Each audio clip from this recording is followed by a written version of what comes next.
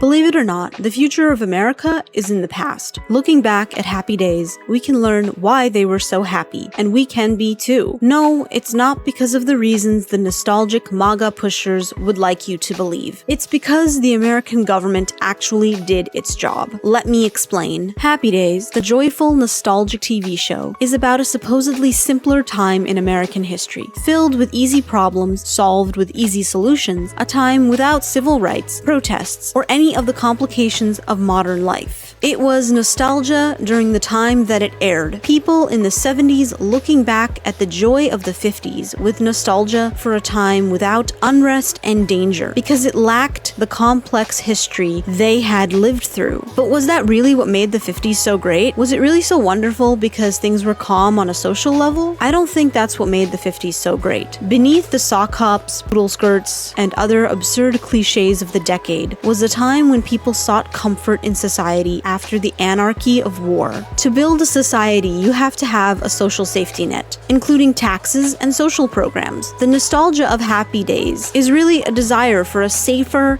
happier country, and it endures even today because those were the times when a social safety net made a happier, safer country. People had their needs met. We don't want to believe it, but it's patently obvious. But first, if you like this video, please subscribe, like, and comment on my channel. I'm curious to see how this video reaches you. Ah, Happy Days. Everyone's favorite rose-colored glasses nostalgia machine. Whether you lived through the 50s, watched the show and the various spin-offs when they aired from the 70s to the 80s, or caught them on endless TV Land reruns, or if you were like me, and you only saw obscure references to the series in various sitcoms and were deeply confused by the references until the various series and spin-offs aired on Pluto TV. A cultural touchstone, many Americans have a personal history with these series. Campy, ridiculous, and fun, these shows have become cultural touchstones, capturing an idealistic, often unrealistic America. But watching the series a few years back, I saw something different, and I'm totally going to ruin it for you. But if you're a boomer and you haven't had a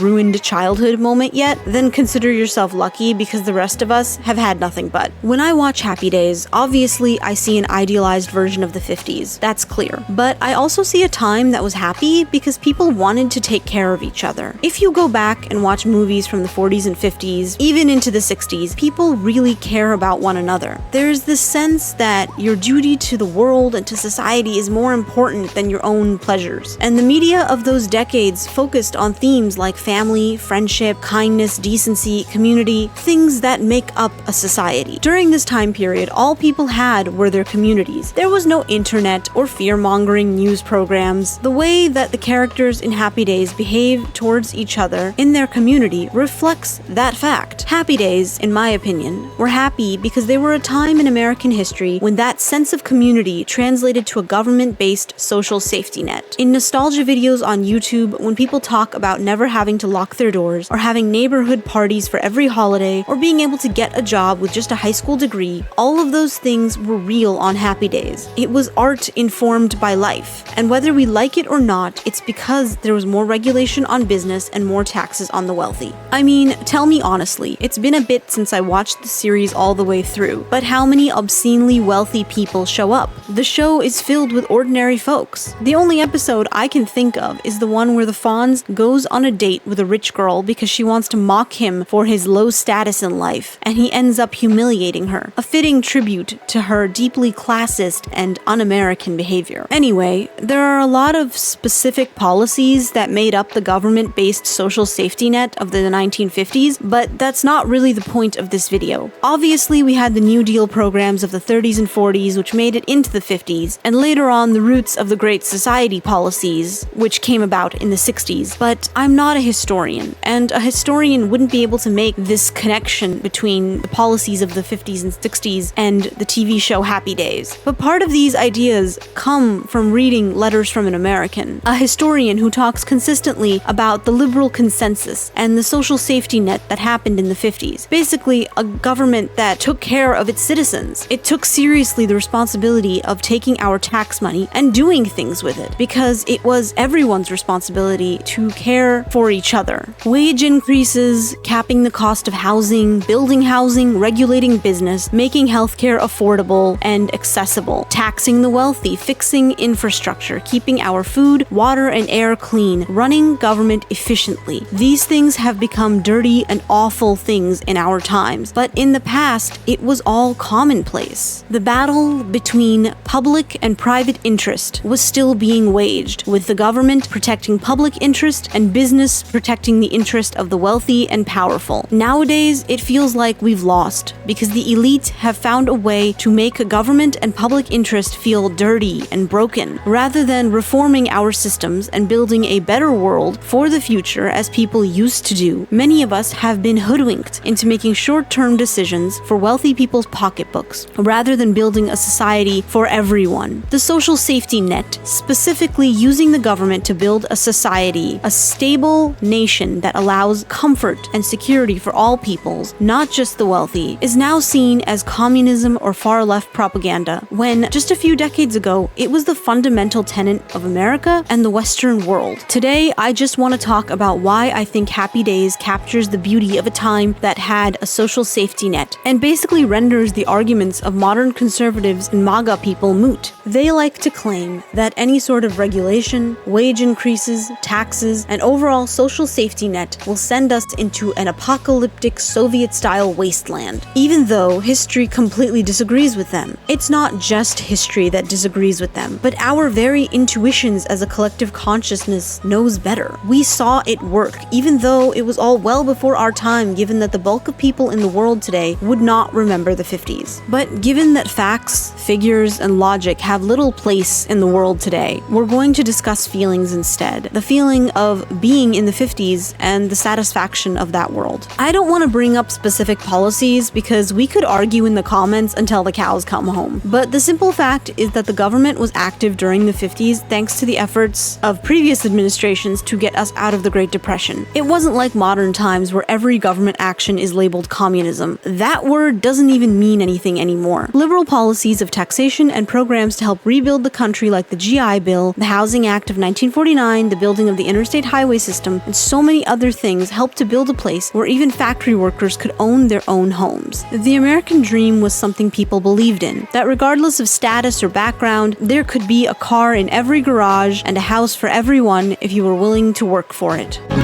1945, we won the war. Our boys came back to the factory floor. The good times rolled and smiles were on our faces. With plentiful jobs for folks of all ages. Even dumb slobs made excellent wages. The country was growing, though still pretty racist.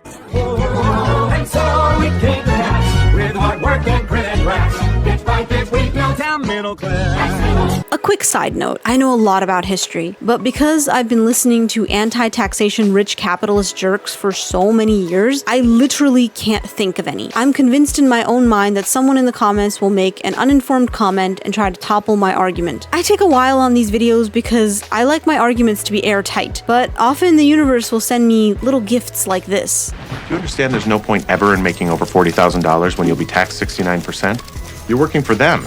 And God forbid you really make it, everything over 70 grand is 81%. I just saw this clip on a rewatch of a Mad Men episode, a show about very wealthy people in New York in the 1960s, and one of them is complaining about taxes. So there is definitely something to this argument. The idea that through clean government intervention, taxation done the right way, the system worked to build something that was decent for everyone, not just the wealthy. From what I can gather, this was a place where a single income could raise an entire family, and libraries, public parks, small businesses, and communities flourished. There was a sense of security so profound that people didn't lock their doors or windows, perhaps something that only happened in certain places, but I've heard that phrase enough times in a variety of contexts, from old TV shows to nostalgia content on YouTube, that I can't help but believe it. Crime was a social phenomenon, whether people treated it that way or not, because the police departments across the country weren't funded the way they are now. I think of the contrast between cops in Fonzie's time and modern-day police. I also think of how funny it was that Fonzie, when he was asked to be a cop to help out the police,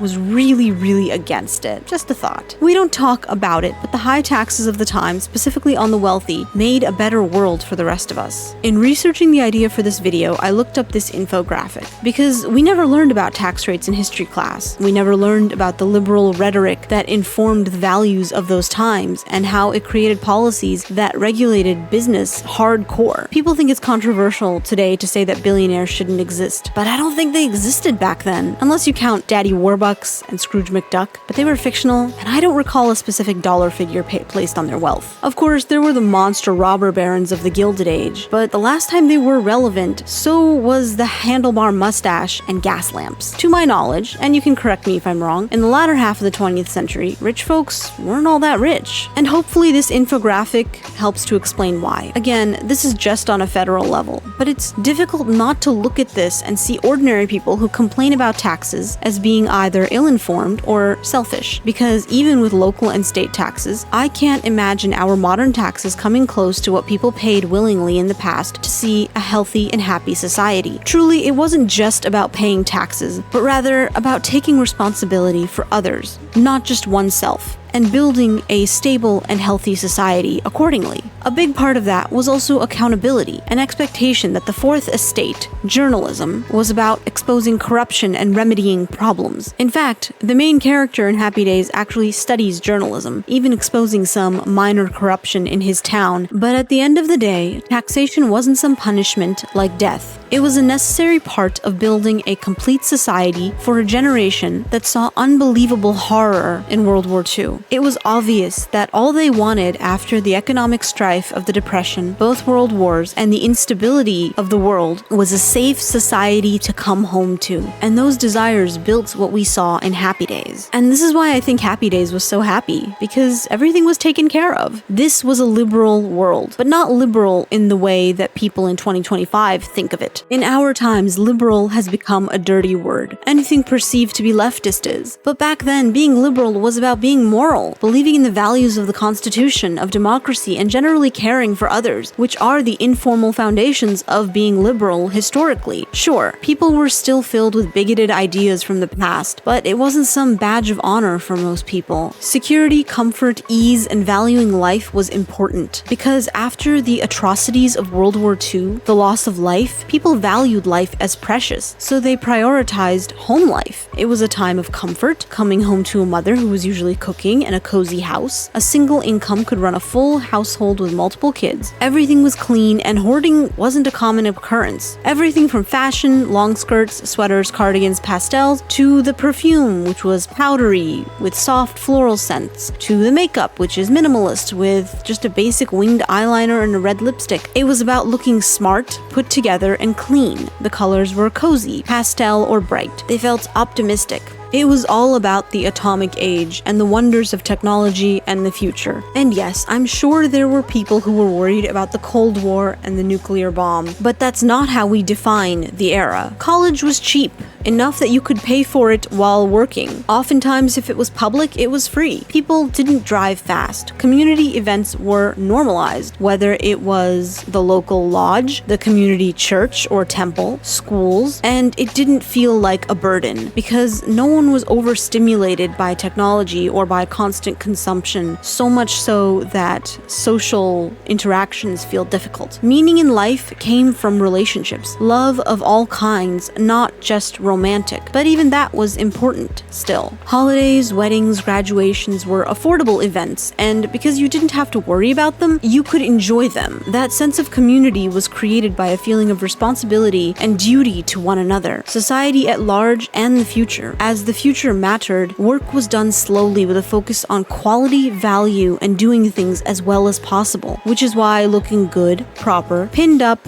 ironed, and put together was important. There were no sweatpants or messy buns here. It was more important to look good than to spend every moment either working or buying things. I imagine that life felt clean, safe, and the future was clear because people were building it with a strong moral sensibility. And again, I know there were problems back then, obviously, but it seems like there was more motivation to try and fix things and make them better for the future than there is today, where short-term thinking defines most of our decision-making. Stable institutions, both on a local and international level, normal. Everything from local elections to the establishing of the UN and other organizations created a world of decorum where the ups and downs of reality could be managed. Everything was better not because it was perfect, but because it was hopeful. Because in life, if we can have our basic needs met, we can dream. And that's where the dreamy aesthetic of the 50s comes from. If you don't know it, Happy Days, a campy classic sitcom from the 1970s, followed the Cunningham family in the 1950s through the eyes of their son Richie, played by Ron Howard. A nuclear family in Milwaukee, Wisconsin, the Cunninghams comprise of Howard, Marion, and Joni, with additions from Potsy and Ralph, Richie's best friends, and the resident badass/Casanova Arthur Fonzarelli, aka the Fonz. The first 8 seasons of the series really are the best, though the spin-offs are cute and hold their own too. In the early seasons, everything feels like a Norman Rockwell painting, but not in a fake way. People are just happy, and there are very few real problems. Now, to be fair, it is a sitcom, they're gonna focus on the good stuff, but when money isn't an issue, there are very few real problems. Howard runs his business, a local hardware store, Marion is a homemaker, and Joni is a lovable young girl and later a teacher. Richie gets into all kinds of situations, but mostly it's very tame. To me, their house seems huge and beautiful because apparently President Truman capped the cost of housing after World War II. They get holidays off, and they have the money to send Richie to college without any sense of hardship. Howard isn't exactly a wealthy man, but they never seem to be hurting in finances. You could work and build something like a small business without worrying about a large corporation decimating your business. It boggles the mind given how many small businesses I have seen die in my lifetime. The obvious things I notice are about the money because in 2025, it's the only thing that means anything. The fact that Richie and Potsy can buy a car together even if it's a piece of crap is amazing to me. Look up the current cost of a used car. Or that in season 2, Richie can even think about moving out and having his own place in high school is hilarious to me. That's just not even possible in modern times. A minor, a high school student, bussing tables at night, going to school, and how exactly is he getting around? The very next episode, he buys his own car.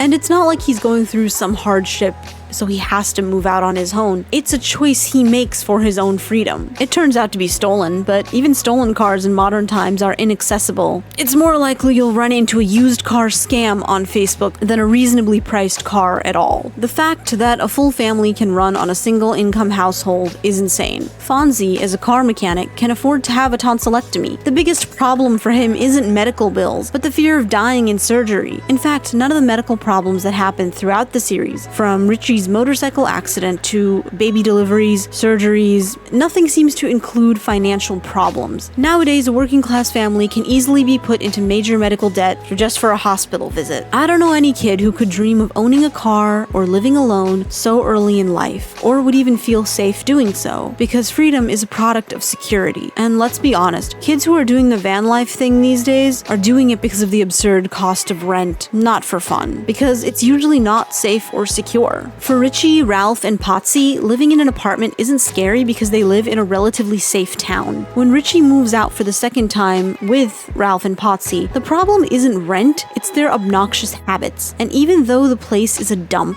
because they know the owner, their friend Chachi's mom, they can pay what's reasonable. Nowadays, even dumps in major cities are absurdly priced. For $60 in the 1950s, they can all live in an apartment. With inflation in 2025, that's about $800 for a studio, which is almost impossible to find, at least right now, according to Craigslist Milwaukee. The sense of security of that time is most palpable to me in the healthcare innovations, namely the polio vaccine. Vaccines were seen as a medical miracle, and Jonas Salk's polio vaccine was the big one. Polio was officially eliminated in the Americas by 1994, and most of my audience are too young to remember it, but polio was brutal. I think of it because there was an episode of Happy Days where Richie is home with the Asian flu and a burglar breaks in. It's a silly episode and they catch the guy in the end. The Asian flu was a pandemic, but the level of organization in public health structures makes it seem like it was a relatively minor one. Much like COVID, it was an animal to human illness, and there was a vaccine developed relatively quickly. What I find fascinating is how the number of deaths just dropped off a cliff between the Spanish flu and the Asian flu, because the post-World War II world was stable, filled with strong public health institutions that could put together a vaccine program and use public health practices to limit the spread of the disease. I don't care what anyone says, vaccines were miracles, tools for building security against the normal ups and downs of the world, and we revered them as such. The series ran for many years, and to be fair, I only watched up to season 8 because it just takes a dive after that, but they never have to worry about money. There's an emphasis on frugality because it makes sense, but not because they don't have enough. It's because being prudent about money is a wise decision for the future, and the future means having kids, getting married. These things were both important and possible. This world belonged to the children, and these kids have time for dumb stuff like parties every weekend, panty raids, endless dating, drag racing, and other shenanigans. And panty raids were a real thing. I can't understand why. Maybe it's because women were luckier to have nicer underpants back then. Honestly, these days, kids are obsessed with becoming social media influencers, and in my day, there was such an obsession with college and getting a good job that nothing else mattered. Both are pathways to financial security, the only relevant concept for young people now.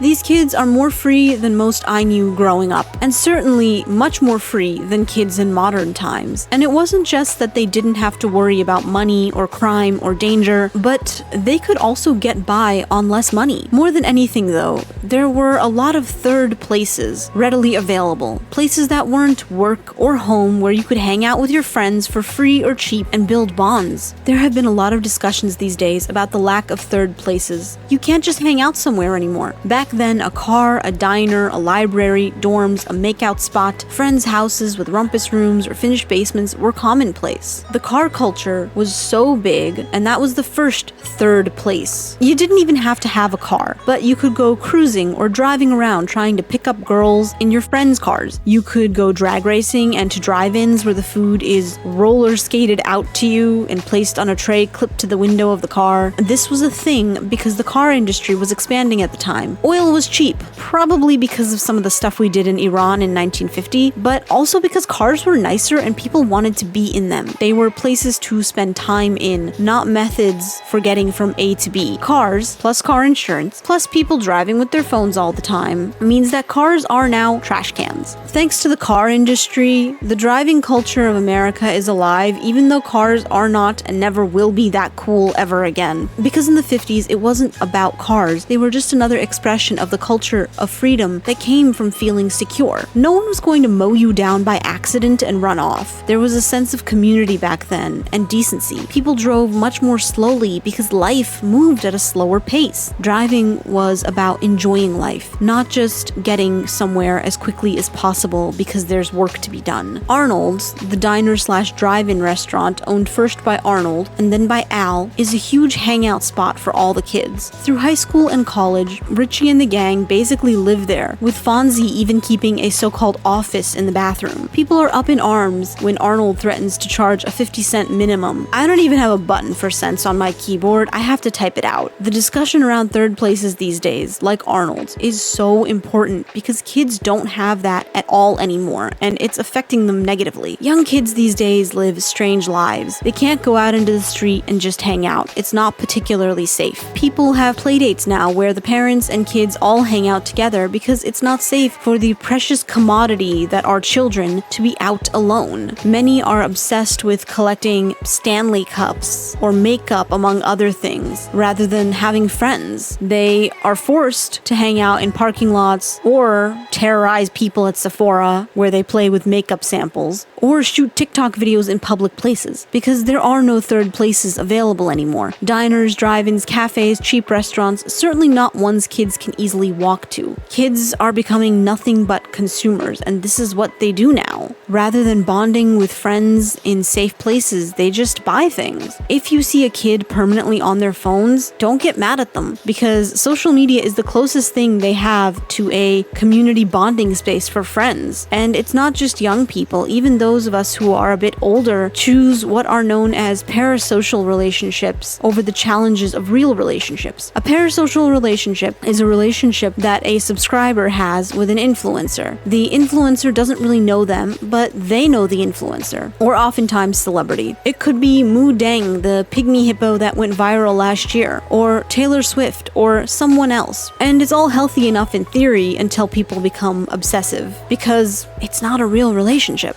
They don't get to enjoy that sense of camaraderie that everyone had in Happy Days. Holidays are lavish and important here, not just because they have the income to exchange presents without hardship, but because they value community over everything else. The holiday episodes are my favorites, but I think of the first Christmas episode, Guess Who's Coming to Christmas, in which Fonzie, having nowhere to go for Christmas, lies about going up to his cousin's place in Waukesha. Slowly, everyone starts to realize that he's alone for the holiday, and finally the Cunninghams invite him to their Christmas celebration. I think it's interesting that in the structure of a society where we are all responsible for each other through taxes and legislation, we also feel a sense of responsibility to care for each other emotionally. It isn't a problem for anyone but Howard, who is just stubborn like he can be. Everyone else relishes in having Fonzie around, and Fonzie contributes to the holiday as well. Popping popcorn, reading Christmas stories, setting up the tree. He's not doing these things because he feels guilty, but because he wants to. Christmas means something, because it's not a capitalist holiday for shopping, but a time to connect with loved ones, blood relatives or not. The focus these days on the individual, as well as on lowering taxes as much as possible, seems to be connected. People want a feeling of community, but without community structures or the peace of mind that comes with a healthy income, how can we have that? How can we have friends over if we have nowhere to take them to hang out because our house is a one-bedroom apartment? How can we make time for friends if we're working all the time and our only friends are our coworkers? More than likely, we don't like our coworkers anyways, because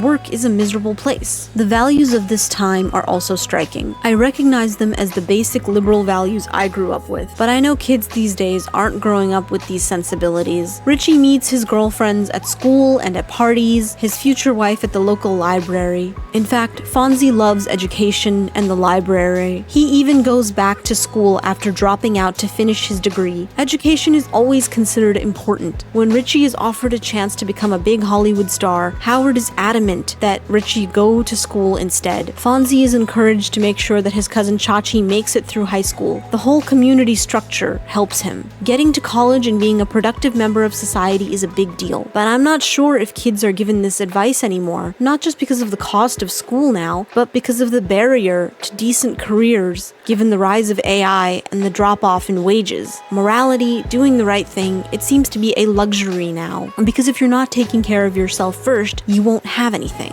And kids in this show are taught morality in this world. It's not a strict world, it's just part of being a parent. I know what it was like to be lectured about right and wrong, but I'm not sure kids these days are given such lectures or encouraged to do right above all else. I think of the main storyline on Abbott Elementary this past year, which focused on the staff blackmailing a local golf course to get supplies and getting away with it by mobilizing the community to defend their jobs, because now, to live, ordinary people must do shady things. I'm not sure how schools were funded back then, but the fact that Richie and Fonzie never had to do things like that to get school supplies speaks volumes. It is strange that the same political group of people that waxes poetic about the 1950s as a time of security, safety, and comfort don't seem to realize that they were also marked by the horror of high taxes that they can't stand. And even if 91% isn't the exact number that every person or business paid, it's obvious what those at the top paid if you look at the modern number. It seems like there could be a correlation. Because for many people, it wasn't the best time. Man, those were the good old days. Yeah, unless you were a woman, black, Hispanic, or gay. True, but if you were a straight white guy who played football, we couldn't have a bad day. Segregation, women's rights, gay rights, there were a lot of problems. To their credit, given that the show takes place in the 70s, they do try to tackle some of these topics without getting too heavy. Fonzie, the favorite character of the show, is often the one who takes on racial injustice, standing up for someone who can't stand up for themselves. But often it was about taking the loss and just accepting that things would change with time. Even in the episode Fonzie's New Friend, where Fonzie becomes friends with a new young man in town, Sticks Downey. Fonzie plans to have Styx play drums with the band at Richie's Hawaiian luau-themed party. But the kids in the neighborhood don't attend because their parents tell them not to because Styx is black. In the end, Fonzie and the gang have the party without the rest of the kids and accept that breaking prejudices takes time. Prejudice was seen as something to be overcome, not the key to a happy and healthy society. Responsibility, trying to be a better person, being moral, these were the things that were important. Conservative people act as if the prejudices of the past were somehow better, like women being trapped in the home, or class being important, or the nuclear family structure was somehow better because it has been around for so long. The culture of America and the West has been changed for so long. In the past, things were awful in this department, and we couldn't stand to go back. They also forget that because of these prejudices, people were forced to lie about their family histories, their pasts, their sexuality, or any number of things to be acceptable to a very rigid society. There were a lot of things that didn't work. Pitching the social norms as the reason for why the 50s were so awesome was an easy cop-out in the 80s for conservatives who were busy gutting every social reform and civil right they could get their hands on. And conservatives have always pitched it that way, that the past was great because fewer people had rights. Somehow that the concentration of civil rights for certain groups made things better. Like we were all better off knowing our place in society when that level of rigidity flies in the face of every human impulse to be wild and free. However, to its credit, the level of social security that the 50s offered also allowed for the explosion of civil rights in the 60s as well, because things finally became calm enough for Americans to feel that they could demand their rights. The lack of civil rights for minorities wasn't what made these times great. It was the strong social safety net that made people feel secure and safe. And yes, not everyone got to have that much security, but the fact that it existed at all for even a chunk of Americans seems like a miracle in modern times. In Happy Days, everyone has kids, everyone is married, and there are so many young people. And the population pyramid is healthy, but it's backwards nowadays. And talking heads from their ivory towers will blame young people for being selfish. But answer me honestly, could you look into a child's eyes and know that you couldn't give them a future of any kind? Because of AI, climate change, billionaires, despotic leaders, most kids today don't have a future. And it's not because of these things directly, but because of supply-side economics. I did a video on supply-side economics. You can watch it for a deep dive if you're interested, but to sum it up, this is basically a kind of economics where the focus is completely on deregulating business and cutting taxes for the wealthy. And it's turned the world into nothing but one big slave farm. We don't get to have all these beautiful things that Happy Days had. It started in the 80s, and it's only going to get worse from here. The breaking point will hit when the population bottoms out. This upside-down population pyramid is also a result of older people consistently making policies focused on short-term gains. To be business-minded is to be focused only on the next quarter's profits. Deprioritize long-term sustainability to chase quick cash grabs. And so, supply-side economics continues to rob wages from young people through policies focused only on growing big business. Because they don't have money, young people don't have kids, and in turn, older folks who are wealthy focus on short-term policies to keep their wealth to themselves, and round we go. The point of building a social safety net in the 50s was to build a long-term world, one that prioritized people having babies, and that is exactly what happened. GIs coming home from the war could afford to have kids because it was cheap to do so. They could buy a house, have a car, all the things that the American dream supposedly promises. To perceive a social safety net, higher taxes, regulations for business as evil things makes no sense. It just deprives us of the security our ancestors fought for. What was the horror that the world went through in World War II for? I think sometimes of the generation of that time, the few of them I got to know in my lifetime. Most people who grew up through the 40s and 50s are gone now, and it's obvious they would be enraged by the political position this country is in now. For the whole of America to go back on the promise of a community-minded, moral, duty-oriented society after everything they fought for would be rage-inducing. And here we have wealthy people duping us into believing that the ideals of the greatest generation are somehow wrong. I know that many young people would give anything to turn the clock back, but in the right way. Fundamentally, this was a time that put human life first, prioritizing people over everything else because of the extreme loss of life and horrifying nature of the two world wars. Happy Days wasn't just about taxes or governmental policies. It was about putting all of those things into prioritizing human life, and as a result, there were good jobs, good wages, and ways to build a decent, normal life. And I know, where was the direct result of these policies and taxes on these characters' lives? Well, there wasn't any, because they didn't need it. Their parents pretty much moved into the middle class before they were born and stayed there, but it shows up in their worlds. The safe streets, the low cost of living, the space to be absolute morons. And yes, I know the episode where Richie was robbed comes to mind, but that had to be the stupidest robber I've ever seen in my life. And same goes with the gangs. In nostalgia content, I rarely see people talking about experiences with crime, because overall, there was a sense that during this period, life was slowly getting better. The problem is that nowadays, if we want to get back to even a little bit of this, we must go a lot further. These kinds of policies and ideas are what the Democratic Socialist or modern progressive movement of the Democratic Party is proposing. Despite clear historical precedent, they are told they are naive. Wealthy elites have so much power now, they can make us doubt